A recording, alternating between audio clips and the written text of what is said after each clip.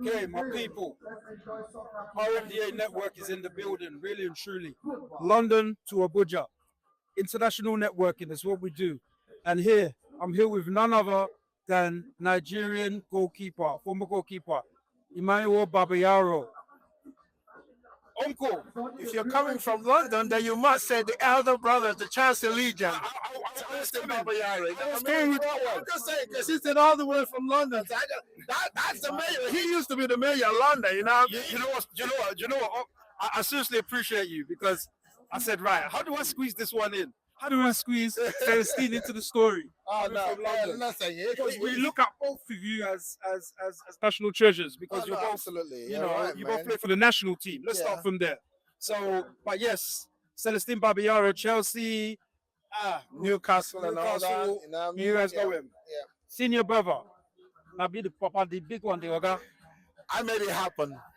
Tell us a Most story. people don't know that. You know, that for most people, the more famous one is the one who made it happen, but that's not true. I made it happen. I took him to the pitch.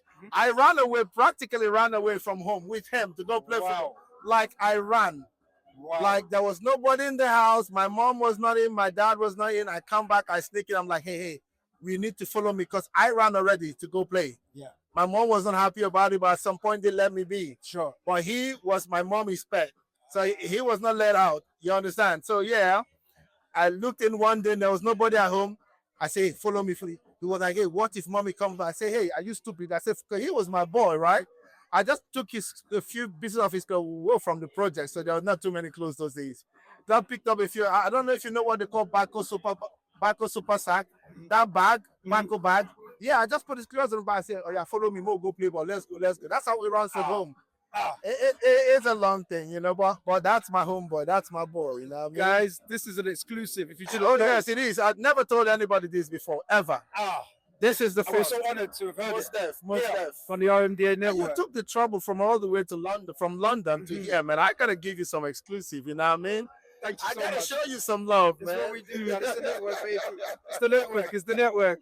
But again, you know, we're fortunate to be in your presence just to have this conversation with you, find out, you know, how scouting has been going on in Nigeria, the differences that you've seen from when you were playing and when your brother was playing to now.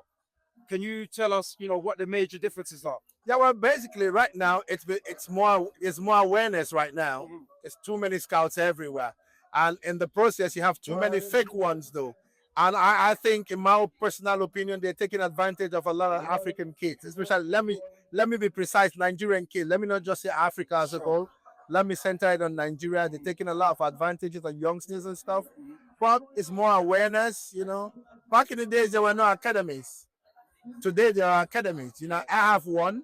Samson Siase has one. So many, but everybody has one, and a lot of them are top notch, standard too. Good coaching, you know, and all that stuff. So yeah, I think it's much better now, if you ask me.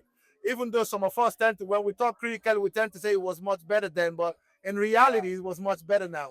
Because now the kids have got everything. Back in the days, we got nothing. I started playing football barefoot. Celestine barefoot. You know what I mean? Yeah. I mean, we will jump trains. Like, because there's no money to pay for train tickets.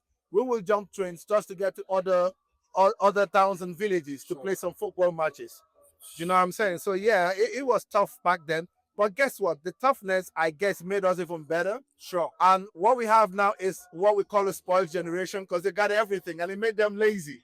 So it's got its pitfalls and it's got its advantage, but I think the advantage outweighs the disadvantage, you know. So I think it's much better now. There's a lot of awareness, especially in Nigeria as well, being one of the leading nations as far as football is concerned in the whole world. Unfortunately, administrative-wise, we've been very, very poor. It's been very lacking, and that's why we have all the problems we do have. But talent-wise, and in terms of the manpower, you know, people who know this game and who wants to do right, we've got loads of it. That's why I'm here. I just, in 1 minute, I told them, oh, that's a fantastic keeper. They didn't know. It took them 10, 15 minutes to say, man, this thing you said is true. I say, hey, do you know how many goalkeepers are produced for Nigeria? Crazy. People don't know. Can you tell us some of the names, please? Greg Etafia, Super Eagles Super Eagles legend. That's from me. Wow. And let me shock you. I just told a friend now, the current goalkeepers code that was just announced yesterday for the Golden Eagles Was my product, Abdul Isa. My product. Seriously, this is like really big. Uche Okafor, under 17 World Cup winner and under 2023 goalkeeper. My product. Keep telling them. Atafiso played for the under 20 national team. He's also the goalkeeper's coach now for Bendel Insurance. My boy. Accolades on accolades. One of the best goalkeepers in the Nigerian Professional League, Pius Tumba. I think he's in probably Rivers United now or so. I don't know, but he's one of the best keepers in the land today. My product, former under 17 national goalkeeper. My product. I've got them, man. That's what I do, man. They don't call me the Godfather for nothing. You know what I mean? Hey. So you've got the knowledge. You've got the knowledge, and we're saying that we can do with more resource from the government, financial resource. Am I right in saying that? I don't think so, because with all due respect, I've always told people, and there's a misconception in this part of the world. Everything in Nigeria, what you hear is government, government, government. And I say to people, look around the world. Government don't make these things stick. The private sector makes whatever, be it football, entertainment, anything. It is the private sector that must drive it. Sure. Government's job is to provide those policies, and probably it maybe now in sports we talk of some infrastructures and all that. But in terms of the real drivers, it has to be the private sector. Do you understand what I'm saying? Unfortunately, politics has eroded the system. You know, people have gotten lazy. People don't want to work. You have a federation that just sits there and waits for government and FIFA money. You know, let me give you a clue. Once upon a time, that was probably 2017 or 16. I was in Kaduna and Super Eagles had this game in Kaduna. Just because I was a former Super Eagles player, trust me, more than 5 organizations, I'm talking about breweries, big blue chip organizations, already reached out to me and say, oh, please, how can we get contacts? We need to do this with the Super Eagles. And that's revenue. But guess what the NFF did? The NFF, there was nobody in Kaduna to mop up or try to make these connections prior to the game and things like that. All they did was to send a message to the governor and tell governor, oh, can you please, for the sake of your politics, to make you more popular, let's have open gates and give us maybe, I don't know how much, I'm not going to lie, but obviously that's how it happens. Give us 50, 70, 80 million and throw the gates open. The public will thank you, blah, blah, blah, blah, blah. That's laziness.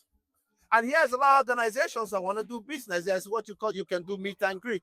With all due respect, you know how vociferous the Chelsea fans are in Nigeria. We have players playing for Chelsea at the time. The Arsenal fans. A lot of people, I remember a lot of people, I want to see Iwobi, I want to see Iwobi.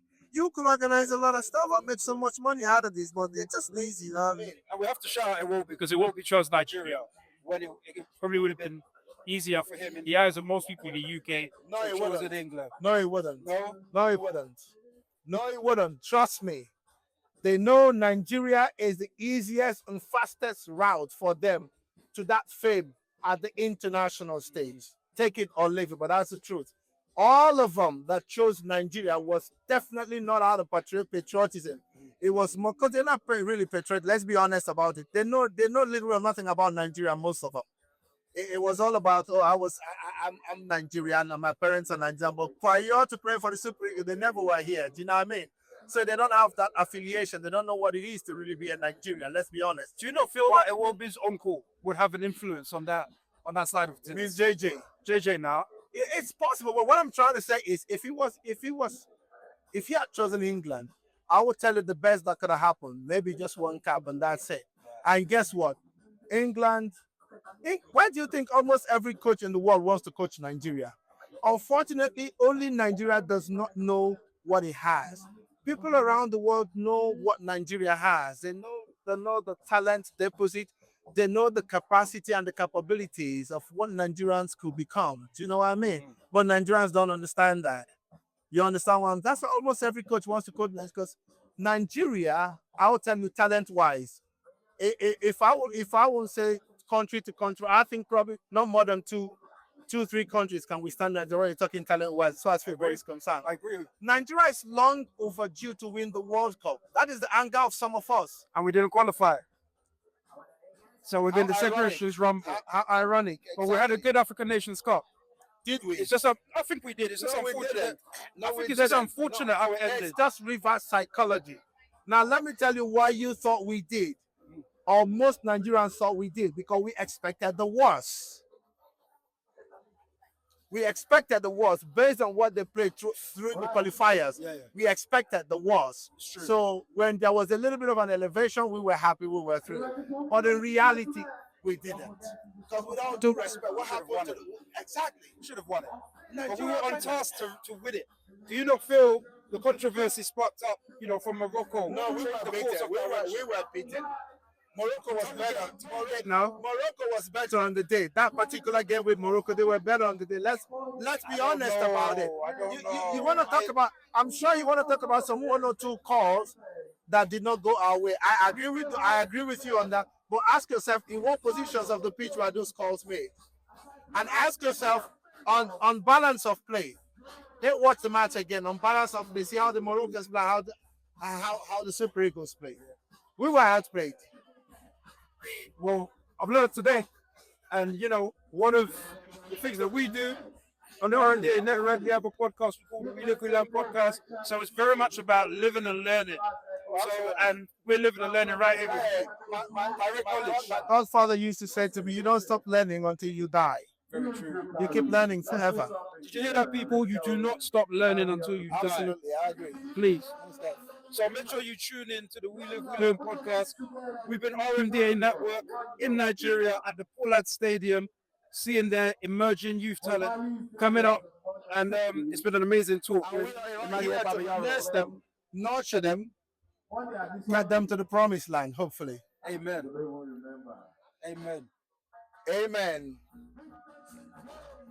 This here, my name is Emmanuel Babayaro, but you can call me the Godfather. You will not be mistaken. You want to go? Maza! That's my signature, son. Yeah. All right, my man. Thank you so much. Okay, sure, brother. That was amazing. It was worth the wait. I needed to do that. Yes. I needed to do that. Thank you. I'll follow you on social. No problem. Godfather.